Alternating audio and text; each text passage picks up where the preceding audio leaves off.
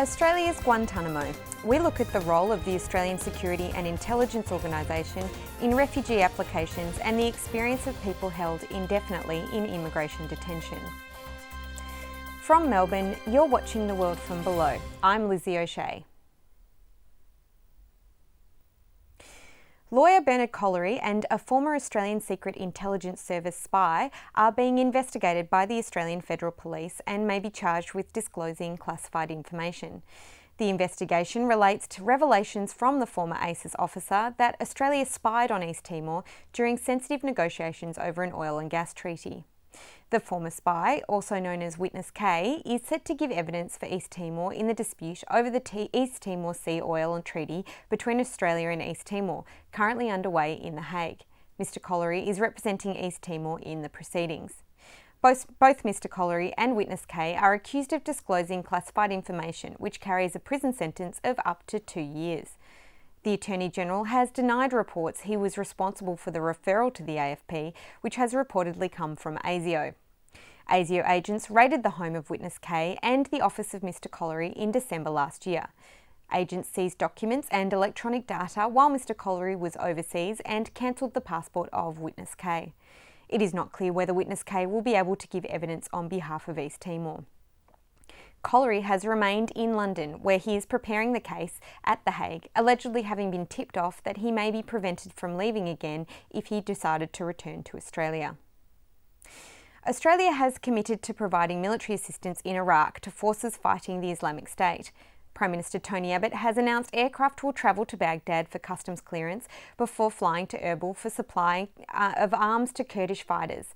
The weapons will include mortars and rocket-propelled grenades. Australia has agreed to join an airlift of military equipment to the Kurds. We've agreed to join this airlift at the request of the Obama administration in the United States. Australia has participated in a humanitarian airdrop to the besieged town of Amali in northern Iraq. Again, we've done so at the request of the Obama administration and with the permission of the Iraqi government. Controversy remains over whether the mission has the support of the Iraqi government, as the weapons will be provided to the PKK, part of the Kurdish regional government, rather than directly to the Iraqi government. The PKK has long maintained aspirations for an independent Kurdish state in northern Iraq. The PKK also happens to be a proscribed organisation under Australian anti-terrorism laws. The Australian government has not identified the scope of this mission or any projected end date.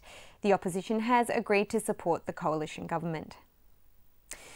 Immigration Minister Scott Morrison has also announced that 412 asylum seekers from immigration detention have elected to return to their home countries this month. The group includes 1 asylum seeker from Syria, 6 Iraqis and 48 Iranians. The briefing from the minister came in the same week that he warned of the dangers in both Syria and Iraq as part of the campaign for Australia's involvement in the conflict. The government also announced 4,400 resettlement places would be set aside under the humanitarian program for Iraqis and Syrians affected by the crisis. This also comes as asylum seekers continue to express frustrations over the failure of the PNG government to agree on a resettlement plan for refugees over 3 months after it was promised by Tony Abbott. The delays are cited as the cause for increasing rates of self-harm and have resulted in the Immigration Minister announcing that no further transfers of asylum seekers will be made to PNG. Instead, all asylum seekers will be sent to Nauru from now on.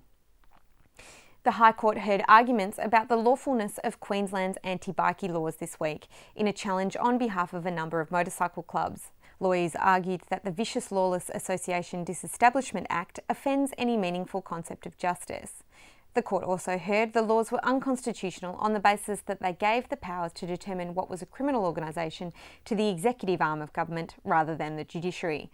The state of Queensland, which is defending the laws with the support of a number of states, argued the Constitution does not contain a principle of equal justice.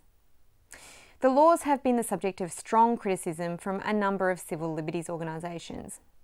And those are the stories that we've been following this week. We'll be back after a short break to talk with our guest for the program, Daniel Webb from the Human Rights Law Centre.